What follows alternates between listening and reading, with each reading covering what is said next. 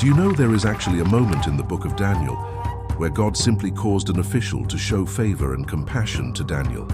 Yes, Daniel 1 verse 9.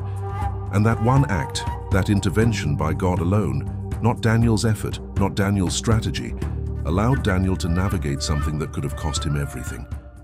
And that reminds me of something. Sometimes in life we try so hard. We put in so much effort, so much thought, so much energy into making something work. And it still doesn't. And yet we forget that there are moments where only God has the call, where no human effort alone can turn the table, where God simply moves, and everything changes. If you have ever experienced that kind of moment, where only God could have arranged what happened, share it in the comments, because that is exactly what this series is about, seeing God move in ways only He can. Because we are starting a series on the book of Daniel, and we are going to study how God moves, His character, His hand in human history. And yes, we are going into the end times, the eschatology in this book, because Jesus Himself asked us to understand it. Not in a fearful sense, but in a sense that draws us closer to Him. Honest, digestible, true to the Bible. And here is what stopped me completely as I kept reading. God not only caused a heart to show favor, He gave knowledge. And not only that, He extended His hand even to a pagan king, a proud, boastful king who lost his mind for 7 years. A king given 12 months of mercy who still did not turn, and yet God pursued him so completely, so thoroughly, that this same king ended up proclaiming the God of Daniel to the entire world at that time. And that is where we begin. Because if God can move in the heart of an unknown official and transform the proudest king on earth into a vessel of proclamation, what does that tell us about the God we are about to study together? That is the question this series is built around, and I promise you what we are going to discover is going to be worth every moment. And there is one phrase in this book that I have not been able to stop thinking about since I first noticed it. Just 5 words. That I believe holds the secret behind how Daniel was able to withstand something as emotionally dreadful as being thrown into a lion's den. And I think it is the same secret that can hold any of us when our own version of that crisis arrives. Because crises do come, for all of us. And what determines whether we stand or crumble is not what we do in that moment. It is what we have been quietly building long before it arrives. We will get to those 5 words before this video ends. But first, let me show you something about the God behind this story.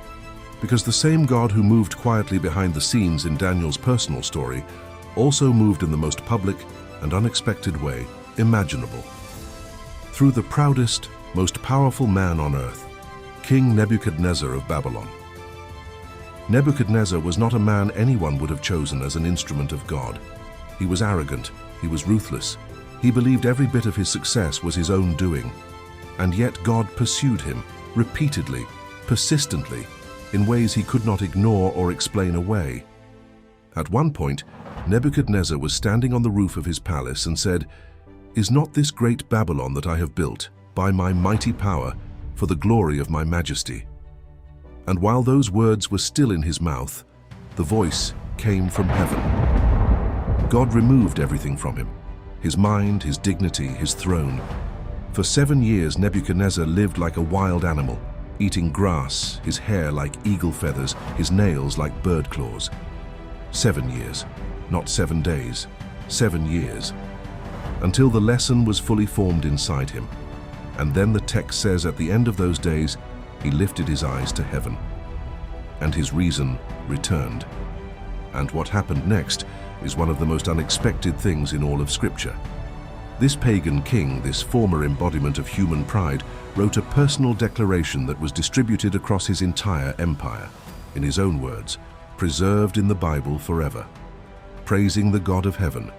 And through that declaration, millions heard about the God of Israel, not through a prophet, through a transformed king. God did not use who we would have expected. He pursued the most unlikely person in the room, persistently, patiently, until that person's own transformation became the testimony that reached further than any human plan could have arranged. And I think that is still how God works today. And then there is Daniel himself. His enemies tried everything to find fault in him, corruption, negligence, any weakness at all. They found nothing. So they made his faithfulness itself the crime. No prayer except to the king, 30 days. The penalty, the lion's den. And what does Daniel do? He goes home. He opens his window. He gets on his knees and he prays. And here are those 5 words I mentioned at the very beginning. The text says, as he had done previously. As he had done previously. He did not suddenly become brave. He did not make a statement.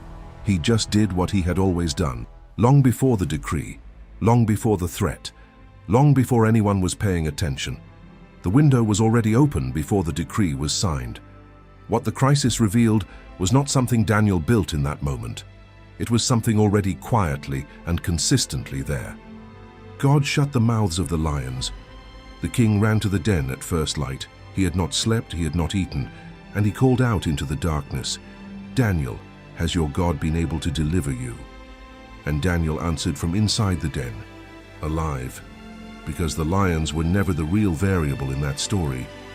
God was. God always was. And Daniel himself, through all of it, never changed. 3 empires could not shake what was rooted inside him, not because he was extraordinary, but because what was inside him was built long before the pressure came. The window was open before the decree. The roots went down before the storm arrived. So I want to ask you something honest before you close this video. Not about Daniel, not about Nebuchadnezzar, but about you. Is your window open right now? Not when the crisis comes, but right now, today, in the quiet and ordinary, unwitnessed moments of your life. Because that is the only moment that actually matters. That is where everything is either built or left unbuilt. The same God who caused unexplainable favor, who pursued a proud king for 7 years until his own mouth proclaimed the truth, who shut the mouths of lions while a king could not sleep, that God sees exactly where you are today. He is not distant. He is not waiting for you to have it all together. He is just behind the scenes, and he has been there the whole time. And this is just the beginning. What we have covered today is the foundation, the character of God, who he is, how he moves, who he uses. But from this point, the book of Daniel opens into something altogether different. The prophetic visions begin, the dreams, the symbols, the empires, a timeline of human history written thousands of years before it happened that is still unfolding today. And that is exactly where we are going in the next video.